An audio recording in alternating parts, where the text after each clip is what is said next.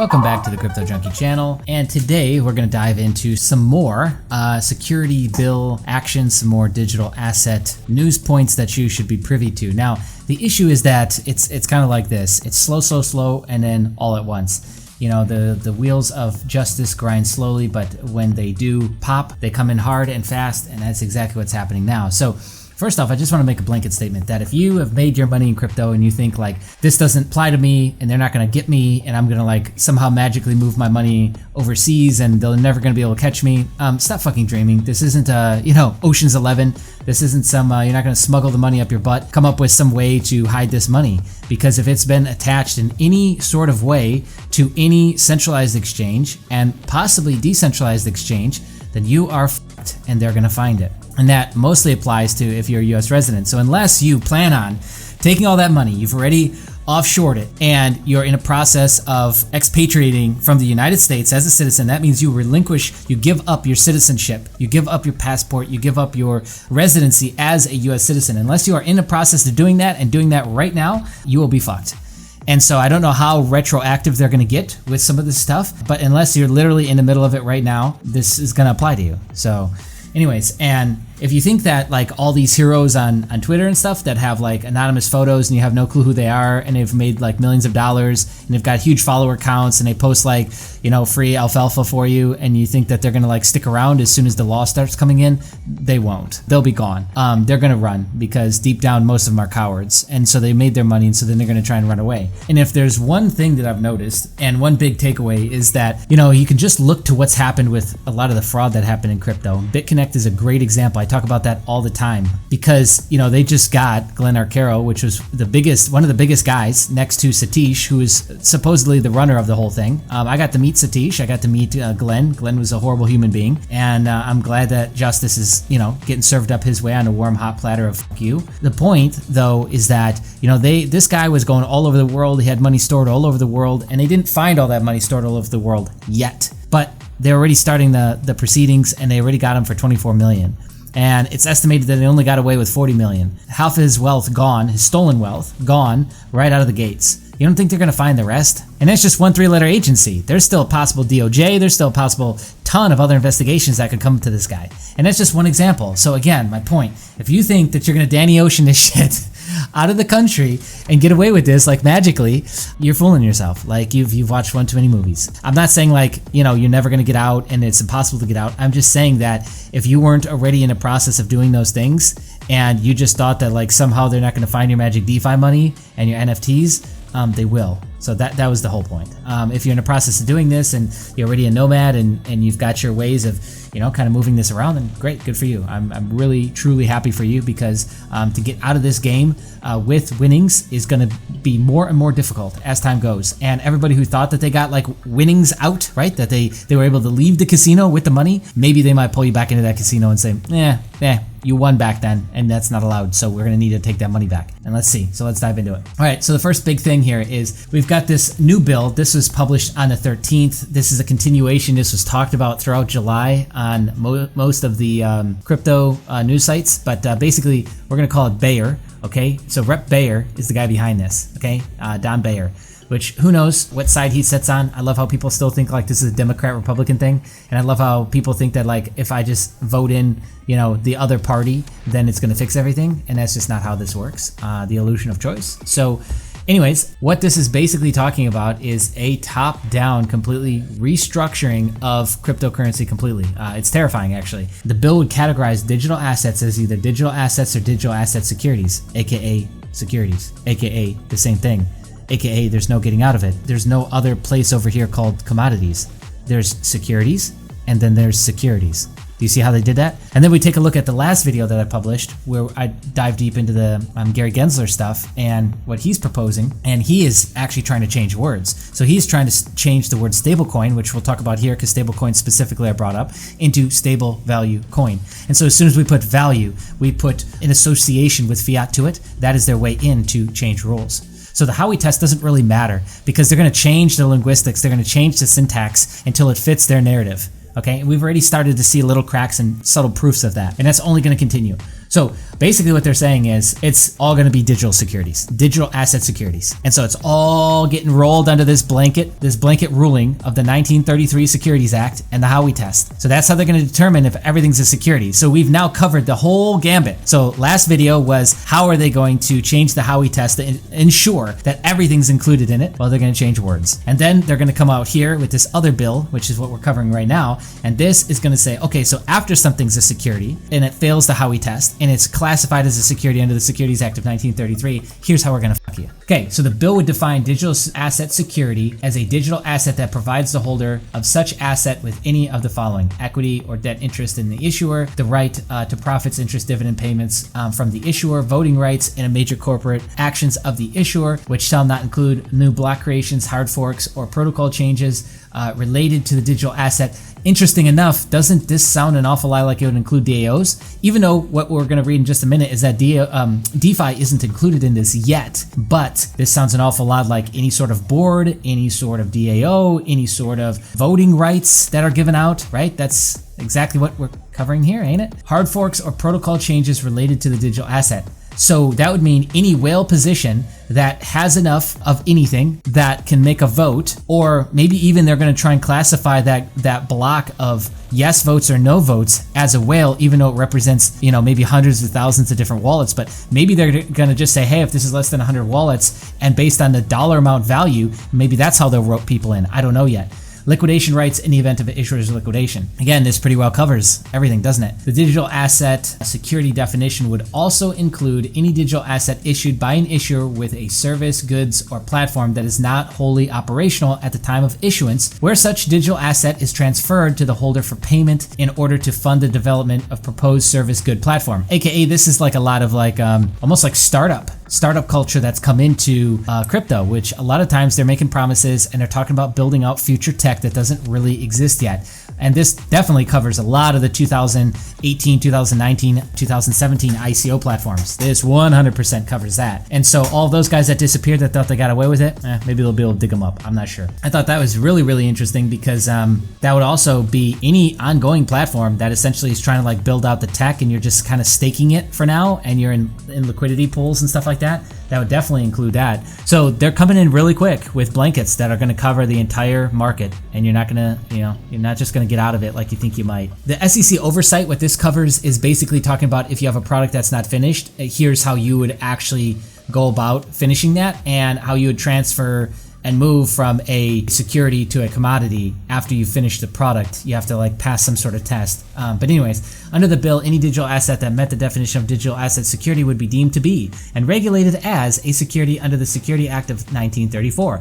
The bill would allow for a grace period before registering a digital asset of I think 120 days. So this means that when Gary Gensler says, hey, just all these DeFi projects come on in and have a talk to us, well, he's basically parroting what's literally getting passed as a bill, or in the works of getting passed as a bill right now, which is that they're going to make you come in. So he was just being really, really nice about it. CFTC oversight.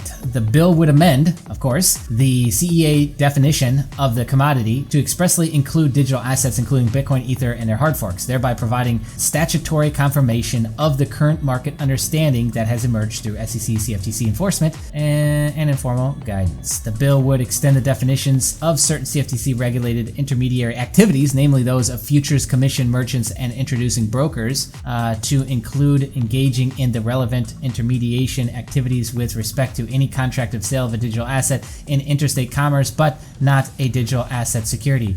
So this whole section here looks like it's going to cover how futures would operate, so if you think that when it was bad when BitMEX went down, they might all go down. What if all futures essentially, but CME and CBOE and big players that can pay to actually become legit and legalized under this system disappeared? That'd be kind of crazy, huh? Oh, I love this part. You'll like this too. The bill would provide that from the date of enactment, no person may issue, use, or permit to be used a digital asset fiat-based stablecoin that is not approved by the Secretary of Treasury. So the interesting thing that you're going to hear throughout this whole bill and all these bills, and this is what I talk about quite often, there are two essentially realities to this world that we live in. There is the legal system, and it's an entirely separate system and it's got its own words and vernacular and how they stack syntax of adjectives, nouns, pronouns, verbs, etc. How they stack those to mean 4 or 5 different things so that they can take, I guess, the outcomes to any different direction that they want is very different than the law of God. And God is whatever you want it to be. But there's two systems here, and they're constantly clashing. There is God, and then there is the legal system. And they are not the same. Do not get it twisted. Do not get it mistaken. They are not the same. Okay? And they never will be. So what is the one thing that you saw missing out of this entire thing? Congress is going to pass the law, but what other government body is involved in this? None. None of this is government-owned companies. The Treasury, the Fed, you think that's government-owned? The Fed was created in 1913, read Jekyll's Island. If you really want to find out how that whole thing came to be, it was the richest families in the world that colluded together on a small little island off of North Carolina to create the Federal Reserve and to create essentially the monster that we have today. And nobody stopped them, and nobody still to this day has stopped them. So the Secretary of Treasury approving digital assets, like who the fuck gave them the right? I didn't sign off on this, did you? So once again, going back to it, it's like so many of us didn't want to get political with this shit, but there's so much political shit now thrown in your face, there's no choice.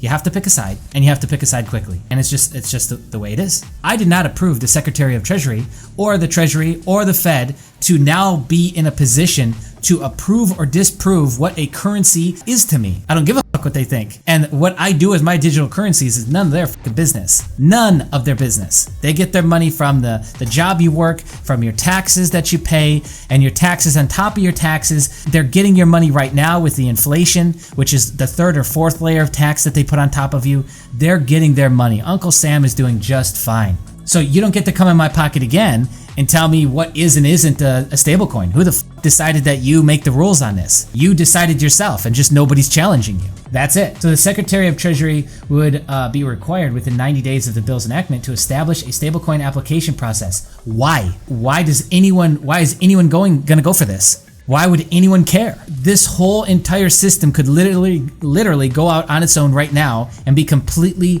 outside and bandit of what the monetary systems are around the world. Who cares? As long as you had a way to transact with each other, and if you needed to, I guess, exit and enter. You think those things are all going to go away? Probably not. But they'll be able to track you. There'll be huge tracking mechanisms. So I thought that was really interesting. Yeah, do the Secretary, which the Secretary may approve or disapprove a person wishing to issue a digital asset fiat-based stablecoin. What is going to be the rules for that? To make sure that you're a good boy and you paid all your taxes? To make sure that you're not using too much credit? No record, right? And are they going to add in if you've gotten a poke or not? Is that going to become a new qualification if you can get a stablecoin issued? Is if everyone on your board or inside your project got the poke? Because who knows, since that's getting so far extended, right? It might be. To remove any uncertainty as the Federal Reserve's legal authority to issue a central bank digital currency. Here's that Fed coin coming back for you. The bill would authorize the Federal Reserve to issue digital Federal Reserve notes with legal tender status. Like, again, who is deciding this?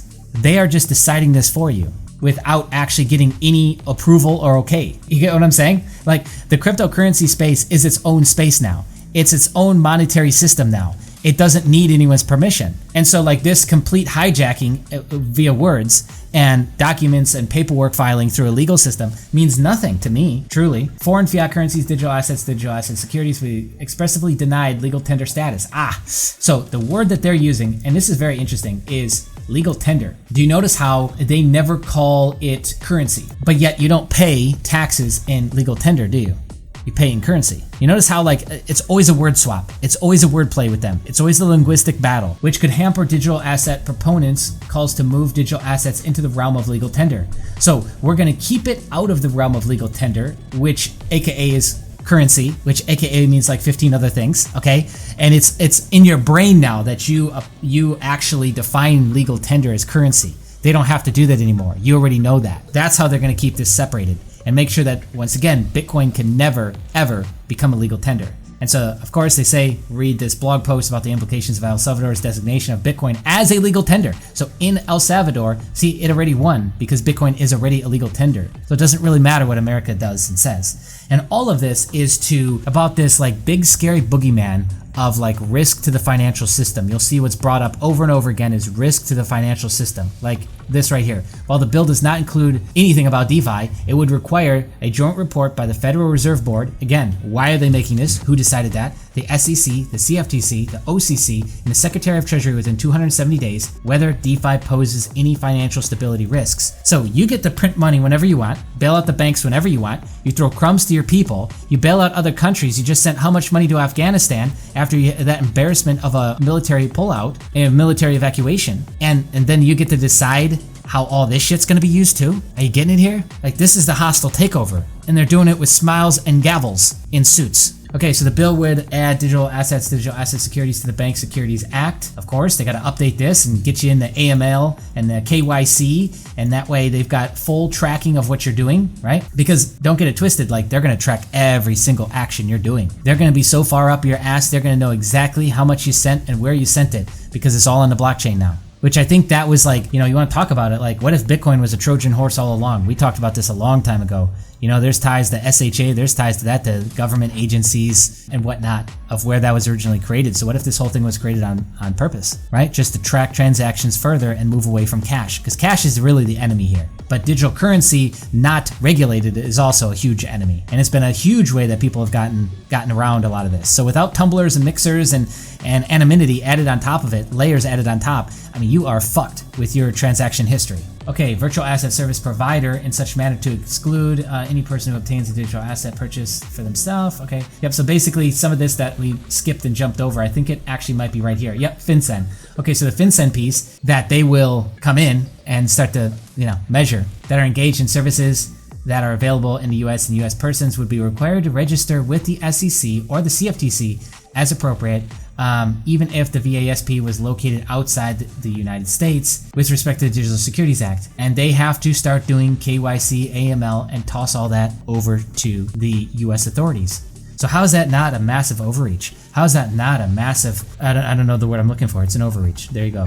All right, so here's the decentralized finance, and then here's the piece that's supposed to make you warm and fuzzy at night, is consumer protection. Because with this, when they come in and they fuck you, and they take away all your freedom and all your anonymity within the crypto space, don't worry though, they're gonna put the FDIC logo on top of that. So if it ever fails, you might get money. They're gonna pretend like you're gonna always get your money, but if there's a bank run tomorrow, you're not getting your fucking money. And that's FDI insured money as well. So it kind of, sort of, maybe will get you your money back, and you'll get that protection, right? Because we need to protect people. What's interesting about all this is, one more point here, and then we'll wrap it up, is that if it was all about safety and security and protection of the consumer, then why are we in 2021 and this is just now coming out? Bitcoin's been around for 10 years. Yeah, 2017 was a big year where everyone I know got fucked, at least once. So if it was all about protecting the consumer, then why is it 2021 and taking an additional 4 years since they saw the height of all this bubble and all this insanity happening? We're just now getting to regulation? No, they don't care. They were sitting around trying to get their bullshit CBDC together, and then also to figure out how they can take all this down and roll it into their existing monetary policy so that US dollars stay number one and stay the true legal tender that they want it to stay. So anyways, I'd love to hear your thoughts in the comments below. Please share this around. Like, this stuff has got to be talked about more and more and more. People got to be able to understand what they're reading in these bills, these thousands, hundreds of page bills. So we got to talk about this. Comment below, like the video. That gets us more in the algorithm, grows our community. If you're brand new here, subscribe, hit the bell notification. Be on the lookout, more videos coming soon.